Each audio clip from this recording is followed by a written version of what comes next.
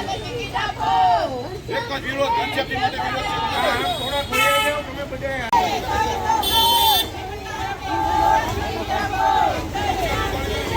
નામ કાનાભાઈ જસાભાઈ ડાબી છે. હું અસરભાઈ સોસાયટી પ્રમુખ છું, રંગીલા સેવા સમિતિ પણ પ્રમુખ છું. અમે કોઈ કોંગ્રેસ કે ભાજપમાં એનો વિરોધ નથી. અમારો એક જ વિરોધ છે કે આવા ઉમેદવાર કે જે અમને તનમન ધનથી આખી સોસાયટીને કામ આવેલા છે તેનું પાનું કાપવાનું કારણ શું, એવા શું એને ઘનશ્યામજીએ કુંભાડ કરેલા છે કે એનું પાનું કાપ્યું છે. અમને તો હરખ હતો, અમે તો હરખથી એમ ઘનશ્યામજી આવે એટલે ખોબલે મત આપણે છૂટાડશું, વિરોધ પક્ષમાં લેશું અને પબ્લિકના કામ કરેલા છે. મામલતદારનું કામ હોય, પોલીસ ચોકીનું કામ હોય, કલેક્ટર ઓફિસનું કામ હોય, કોઈ પણ કામ હોય પોતે ભેગા આવીને કામ કરે છે. એવું ફોન કરી દઉં છું ભાઈ, કોઈ પણ બહેનોનું હોય આયુષ્યમાન કાર્ડ હોય તો આયુષ્યમાન કાર્ડના કેમ વોર્ડ ઓફિસમાં થાય, કૂપનનું કામ હોય તો અમારે સ્પેશિયલ અમારા સોસાયટીના કેમ ઘનશ્યામજીએ કરેલા છે.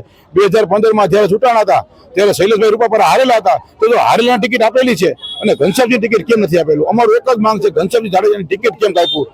અમારી એક જ માંગ છે સાહેબ, ટિકિટ આપવામાં નહીં આવે તો અમારા તમામ બહેનો એક જ વિરોધ કે અમે કોઈ મતદાન કરવા નીકળશું નહીં. 26 તારીખે સરસ બધાની યાત્રા સોમનાથ દાદાના દર્શને વહી જશું 110%. અમે 400 થી 500 વ્યક્તિ અમે સોમનાથ દર્શને વહી જવાના 26 તારીખે.